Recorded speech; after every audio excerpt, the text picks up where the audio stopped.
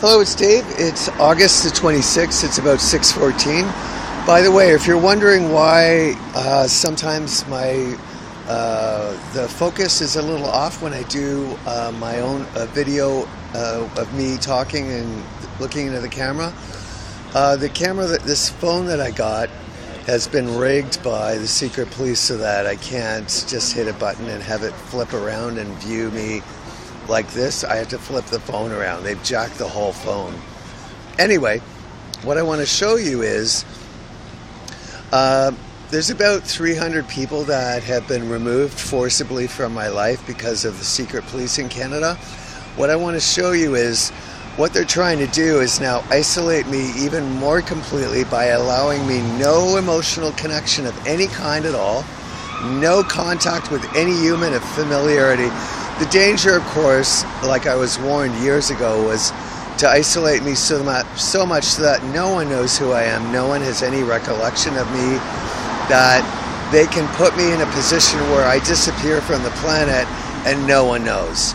And the way to do that is to cut off any kind of memory anyone has about, I don't know what the truth is. I know that the Starbucks chairman, Howard Schultz, is no longer chairman of Starbucks, if that's true. I was told by one barista it was a month ago this happened. Somebody else told me it was several months ago. They told me that he quit to run for the Democrat Party. I don't know what the heck. The story is, the point is, when that happened, when the Starbucks chairman resigned or left, they also took the apple fritters off the menu because they know that I like apple fritters from Starbucks, so they wanted to take away any enjoyment, any satisfaction from life I could get, but also to control what I eat. So if I don't eat what they give me and I go and I buy something, then that's not acceptable. Only something that they approve can I eat. I want to show you another example that goes along with this. This is called the Green Room.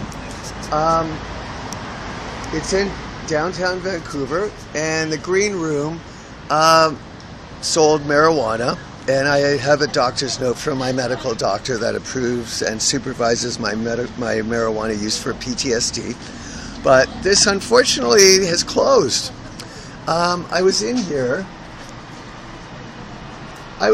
about 2 or 3 weeks ago, and there were some people here. I frequented here before much more than I have lately because due to financial concerns I had to try to get stuff as cheap as I could, and they were jacking the marijuana that I bought from here so that it would cause me to cough all the time and didn't have much of an effect at all. They were tampering with the product. But I was in here a couple of weeks ago and I got something, and now all of a sudden they're closed. And the sad thing about that is now these people who I had the smallest emotional connection to because I would buy stuff from here, just regularly a sales clerk that you would see in a store that would know who you were, they're gone. They just all disappeared. And the last time I was in here 2 or 3 weeks ago, nothing was mentioned about them closing. In fact, they had done some improvements. They had this wall design here. What should I say? I guess, sorry, I'm just trying to move it around because I can't do both. I have to flip the phone around, as you see. They had just put in just brand new wall, I guess that's like a type of wallpaper. They had painted, they had put in a new floor, but all of a sudden, despite all that money they spent, suddenly they closed.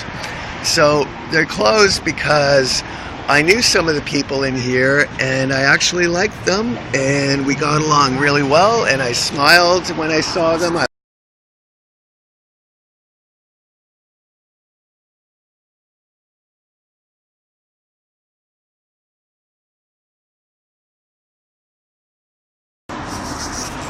We got cut off there. They didn't like what I was saying, so they cut off the phone. They do that all the time. But unfortunately, so you can see in here, they closed. They're no longer in business. So my friends that I had here suddenly disappeared. It's at the point now where I have no connection with anyone. No one knows who I am anywhere. No one has any familiarity. I could, and this is what the RCMP wants, I could be murdered tomorrow and nobody would know. it's really quite something. That the dangerous thing is that I've now realized that the attempt to make me fuck a dog has gone on for several years. If you can imagine, the RCMP, the National Police Force, spent thousands, tens of thousands of taxpayer dollars to get a Canadian citizen to fuck a dog. Can you imagine that? It's gone on for several years. There are several witnesses I have: Jeremy Aldridge, Kyle Rogers, Heather Renwick, Robert Bell, Glenn Yakula. All of these people were involved over the years to try to get me to fuck a dog.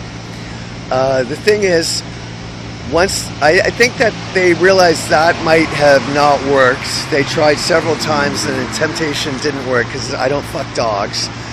So now they're trying to get me entrapped in the fact that I'm after children. This is an RCMP favorite going back at least 30 years. And so they have fabricated criminal charges in the Yukon against me, which I've been able to prove are false.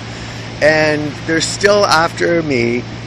They're still trying to entrap me so that they can go and falsify and make up testimony that I'm now haunting around schoolyards and children.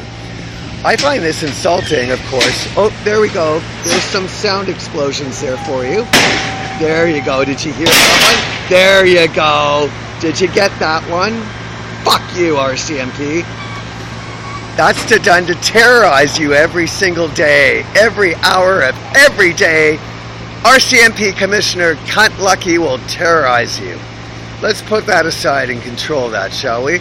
But that was a violent one. Wasn't that one violent? Oh, there you go. Are we turned off again?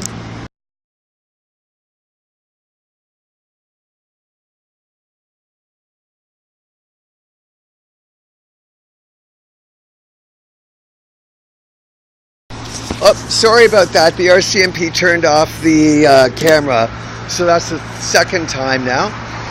But what we're saying is the violence of that truck was to disturb your train of thought so that you were suddenly violently attacked and you didn't remember what you were saying. However, what we were saying is that the RCMP tried to get me to fuck a dog for 3 years. About there. That failed, so now they're trying to accuse me. Play ball, play ball. There's the RCMP right there. The RCMP just turned it off again. Remember, I took a picture of a soccer ball in Whitehorse, and the RCMP ran to a judge and lied and said that I was stalking children at a schoolyard in Whitehorse. So they couldn't resist the temptation to have a boy walk by with a soccer ball. Play ball, the RCMP tell me. Play ball or we will murder or imprison you. There's a cunt clone cop car right there. There's a cunt clone cop. But what we want to say is that the RCMP tried to get me to entrap me into bestiality. That failed. So now they're trying pedophilia. Let me make this clear abundantly. I don't fuck dogs and I don't fuck kids. You do, RCMP cunt clone cops, but I don't. What we need to make clear here is that we are dealing with people that have imprisoned thousands of men over the last 25, 30 years who are innocent, who should not be in prison. There have been lives destroyed. Where we're going with all of this is the RCMP is so dirty and so foul, they're now trying to isolate me so that there's no one who knows who I am, knows anything about me, so that the RCMP are trying to entrap me to get me back in prison so they can assault me again. They did that on May 11th, 2018. They trapped me in a prison cell with a man that they paid to assault me. The cops here in Vancouver refused to charge the man. They refused to do a single thing. All of the assaults that I've endured while I've been here, not one single person has been investigated. Not one person has been charged. I've been insulted. Like what they're trying to do now, there you go, there's more. There's more that went by, as you can see, to disturb your train of thought. If you heard that again, play the tape back. What I'm getting at is they're isolating me, they're they are removing all emotional, social contact I have with anyone, so that they can then, that's another sound explosion, so that they can then entrap me or use false evidence against me to get me in prison so they can rape and assault and murder me.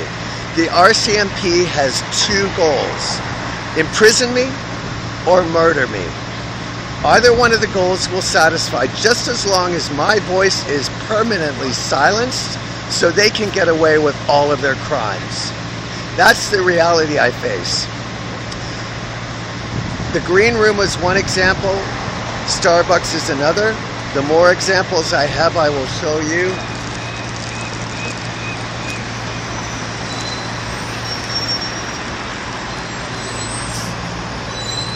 Say goodbye to the stalkers. Remember, Vancouver is completely empty. There is no human life here at all. It was all brought in when I came here to create the illusion, and they still believe that I believe their bullshit, that this is real. I've told them since December of 2016, I don't believe your bullshit. It's all garbage. I know there's no Canadians here. They've all fled, but they have no other choice but to continue the same bullshit, because that's all they do.